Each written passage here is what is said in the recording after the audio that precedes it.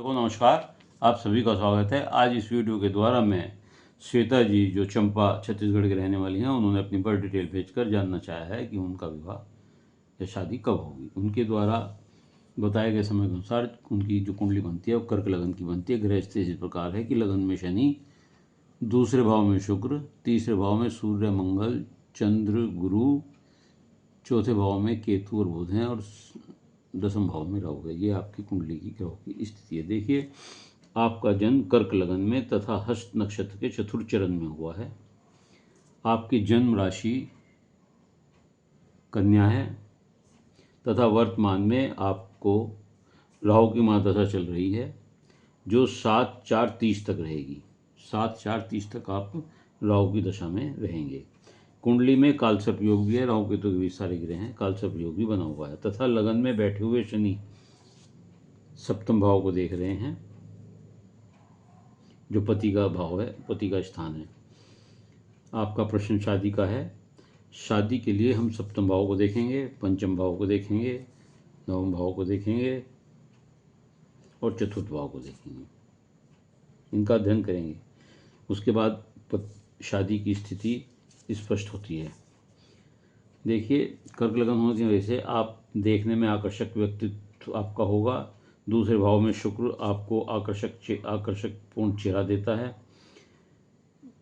भाग्येश आपका गुरु है और वो तृतीय भाव में बैठ करके पूर्ण दृष्टि से भाग्य स्थान को देख रहा है और पांचवी दृष्टि से सप्तम भाव को देख रहा है जो आपके पति का स्थान है।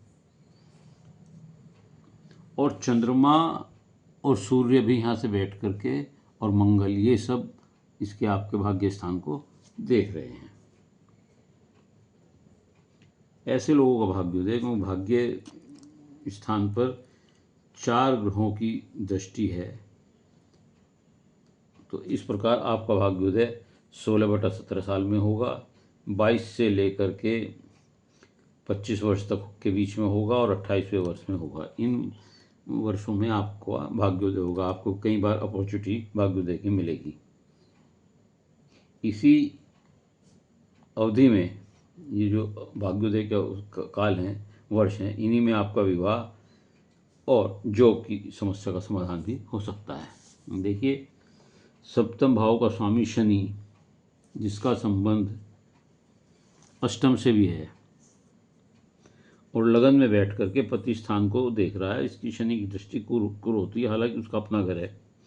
और गुरु की पंचम दृष्टि होती है जो अमृत दृष्टि होती है, अच्छी दृष्टि होती है। गुरु भी देख रहा है। शनि की गति बहुत धीमी होती है और बहुत धीमी गति से और बहुत देर से रिजल्ट देते हैं, फल देते हैं। अक्सर देखने में आया है कि जहाँ लगन में शनि हो और पति घर का स्वामी शनि हो तो ऐसे लोगों का विवाह थोड़ा विलंब से होता है। कोई कारण कुछ भी बन सकता है, लेकिन विवाह में कुछ विलंब होता है, देरी होती है।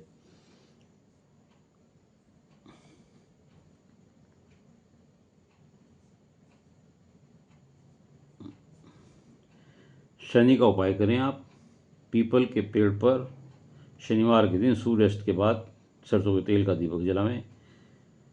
शिव जी पर शनिवार को और सोमवार को आप जल चढ़ाएं, दूध चढ़ाएं, अर्पित करें उन्हें।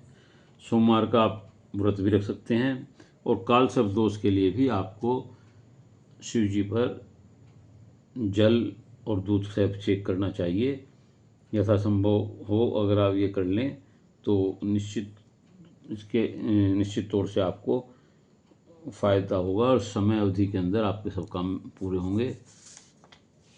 राहु में जो मैंने आपको बताया 25/10/26 से 19/3/29 तक राहु में शुक्र और फिर सूर्य की और चंद्रमा का अंतर रहेगा।